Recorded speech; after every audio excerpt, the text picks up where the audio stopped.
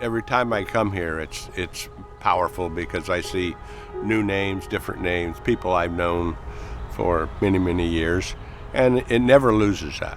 Things strike people differently, but for me, and I read these names, they met the moment.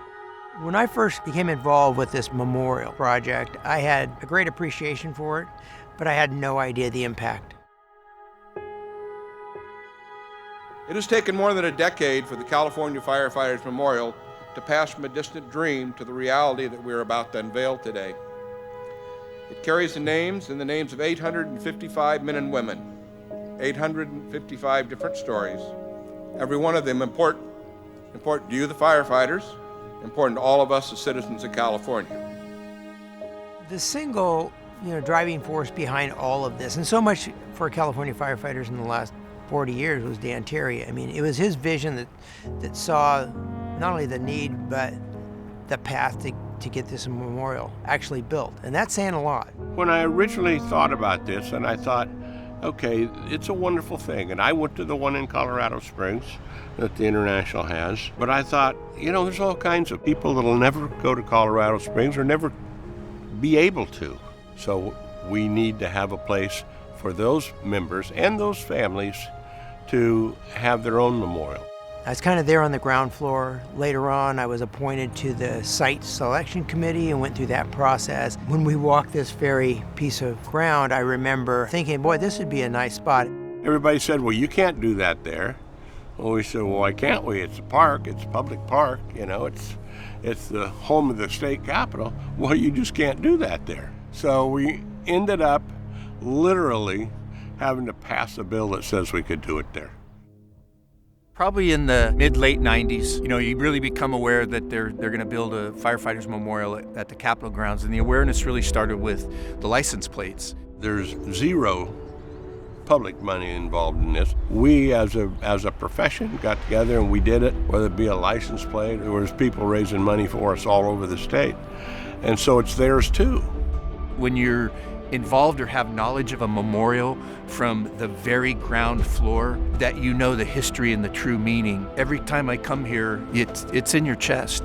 Let me tell you, this is a living memorial. Every statue here has some significance. One of the ones that really captures me is fallen brother, Jerry Shannon, a firefighter in San Francisco, and the rescue that he did. Who actually cut a woman out of the Loma Prieta earthquake and saved her life at great peril to his own. And that's him.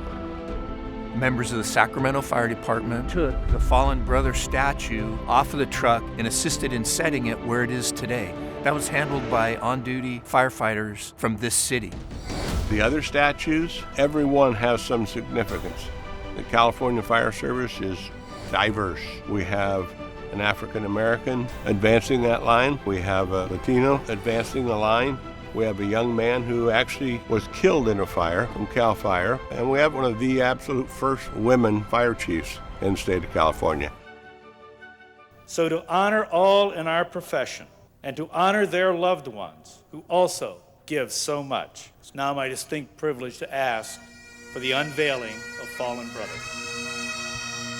And I know every one of us is excited and proud that our loved one's sacrifice will be immortalized on the wall behind me. But I also know there isn't one among us that wouldn't give up all that excitement and pride for one more day with the person whose name is etched on the wall. I ask for the unveiling of Holding the Line.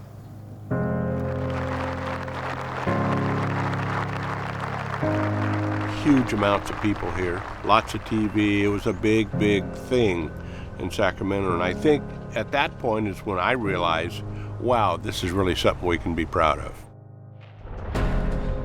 Our annual memorial ceremony is important. Obviously, the firefighters that we honor, the pipes and drum band, the activities that we do with respect to the presentation of the flag, the reading of the names, the ringing of the bell, grounded in fire service tradition that goes back hundreds of years. It is always about the families and the loved ones that they lost. What I want them to always remember is I hope they come back to this place to visit. We continue to honor it and preserve it because it's not only a legacy, but also it's a piece of every one of us. I hope that the family members that are here can walk away from seeing the name, and it's emotional when you see that. On the other hand, I hope they know that it's theirs, and it's theirs to bring their children to, their grandchildren to, and it'll be there forever for them.